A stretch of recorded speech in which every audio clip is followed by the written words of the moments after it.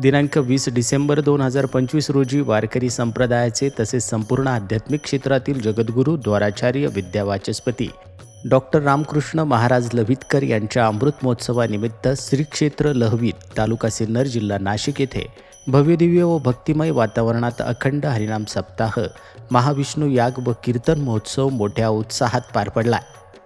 या महोत्सवात आत्मामालिक ध्यानपीठाचे आदरणीय संत, आत्मामालिक वारकरी गुरुकुलाचे विद्यार्थी तसेच सांस्कृतिक विभागातील सर्व सदस्यांनी आपला सहभाग नोंदवला।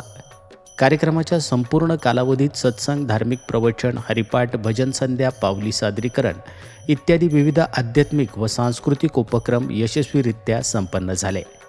या कार्यक्रमामुळे परिसरात भक्ती व साधना आणि अध्यात्माची वातावरण निर्मिती झाली। अमृत महोत्सवाच्या निमित्तानं आत्मामालिक वारकरी गुरुकुलातील विद्यार्थ्यांची दिंडी व प्रदक्षिणा मोठ्या शिस्तीनं व भक्तिभावानं काढण्यात आली। त्याचप्रमाणे विद्यार्थ्यांनी सादर केलेला हरिपाठ व पावली कार्यक्रम उपस्थित भाविकांच्या विशेष आकर्षणाचा केंद्रबिंदू ठरला। संगीत विभागाच्या वतीनं भजन सेवा सादर करण्यात आली, ज्यामुळे संपूर्ण परिसर नामस्मरणाने दुमदुमून गेला। या प्रसंगी आदरणीय संत परमानंदजी महाराज यांनी आपल्या प्रभावी व मार्गदर्शक प्रवचन सेवेद्वारे भक्तांना वारकरी परंपरेचं महत्त्व, नामसाधनेचं मोल आणि सामाजिक सद्भावनेचा संदेश दिला।